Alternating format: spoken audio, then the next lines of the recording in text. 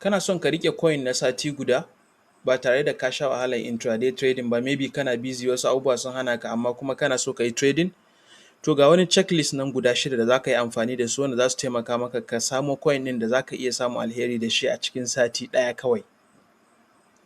Mataki na farko, za mu yi amfani da coin market cap.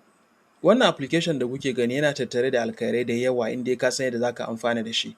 So a yanzu a taƙaice za mu yi amfani da wannan coin market cap ɗin domin mu gano coin da za mu iya riƙe shi na sati guda kuma ya ba mu alkhairi.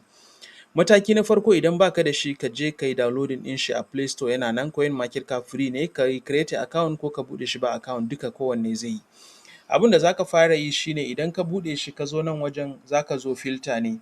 Ina filter yake? Ga alamar filter a nan kamar yadda kuke gani. Idan ka zo za ka yi filtering ɗin shi sai ka danna. Abin da za mu yi considering da shi shi ne, bari mu duba abubuwan nan ƙwaya 6 su ne wadda za mu yi considering, wanda zai ba mu dama idan checklist ɗinmu ya cika sai mu sayi wannan coin ɗin mu riƙe na sati ɗaya.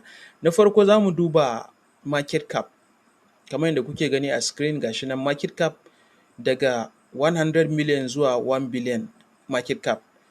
Na biyu za mu duba 7-day growth ɗinsa mu ga percentage da aka samu na kwana 7. Na uku sai mu duba volume spike ɗin shi. Na huɗu sai mu duba wani labari ko wani event a kan shi maybe da zai zo nan gaba. Na biyar sai mu duba liquidity score ɗin shi da kuma volume. Na ƙarshe sai mu yi diversifying, ma'ana mu ɗauki 2 ko 3 ba za mu shiga coin ƙwaya ɗaya ba. Okay, idan ka zo ka danna filter, abin da za mu yi a nan abu ƙwaya ɗaya kawai za mu ɗauka, za mu zo wajen market cap, shi kaɗai za mu yi amfani sai mu danna shi. Idan muka zo sai mu nemi wannan da kuke gani 100 million zuwa 1 billion, da shi za mu yi amfani sai mu danna shi. Da ka danna sai ka danna apply. Okay, to yanzu ya mana filtering duk wasu coin daga miliyan 100 zuwa biliyan 1. Dalilin yin haka shi ne coins ɗin da suke da ƙarfi su ba su yi yawa sosai ba kuma ba ƙasa sosai ba, to sun kafuwan da za mu iya shiga mu fita lafiya ƙalau kuma za su iya motsi. Abu na biyu za mu duba 7-day growth, girman da ya yi a kwana 7 ko shi coin da muka yi selecting kenan ko ma wa'inne ne. Sannan abin da za mu duba shi ne za mu duba wanda aƙalla bai wuce 10% zuwa 15 ko 18 ko ma 20% ba highest a sati guda. Wannan zai nuna mana akwai momentum a kan coin ɗin kenan, sannan kuma bai yi over pump ba. So ya za mu yi mu gane?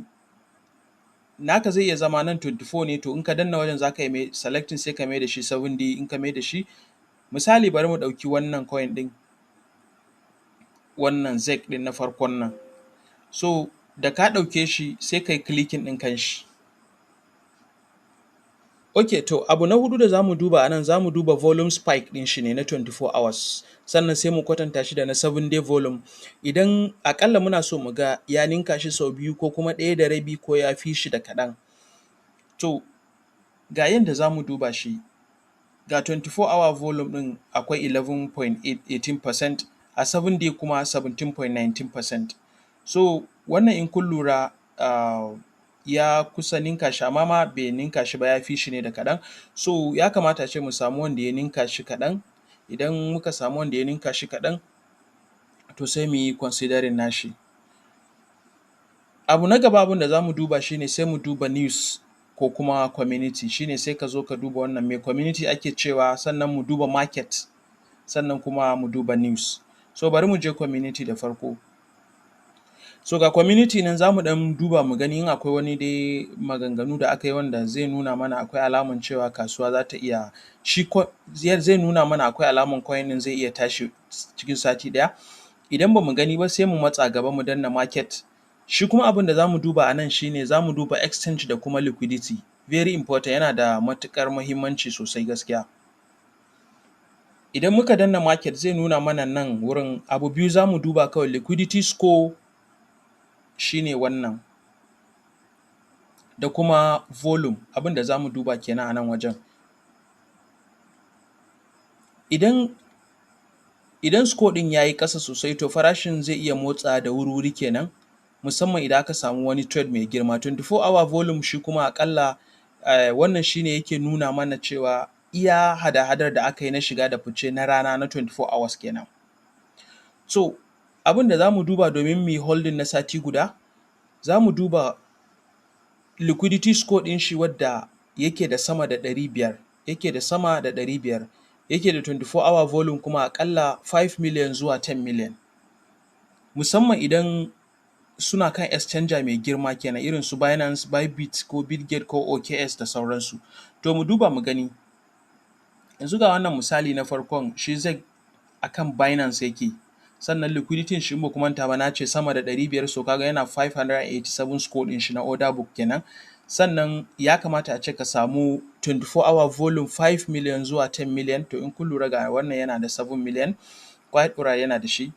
So ga again ga Coinbase ma idan zaka duba, so shi yana da 434 ne, nan kuma yana da 2 million. So in this case za mu duba a iya Binance ne kawai za mu yi amfani da shi saboda shi ne ya cika checklist ɗinmu, yana da sama da 500 score na liquidity kuma a Binance yake, sannan yana da volume na 24 hours 7.54 million. So abu na ƙarshe da za mu duba shi ne bayan mun yi confirming wannan, za mu ɗauki coin guda 2 zuwa 3 domin mu yi diversifying jarinmu. Kada mu shiga coin ƙwaya ɗaya, kar mu ce wannan ya yi sai mu je mu ƙara duddubawa har mu samo 2 zuwa 3 mu yi diversifying.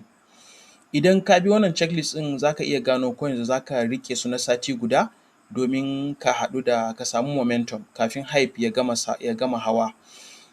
Idan kana son ƙarin dabaru irin wa'annan, to kai following ko kai subscribing na wannan channel namu na yanzu. Idan akwai tambaya kai dropping mana a comment section za mu amsa maka. Ku yi liking kuma ku yi sharing da 'yan uwa su amfana. Allah ya samu dace.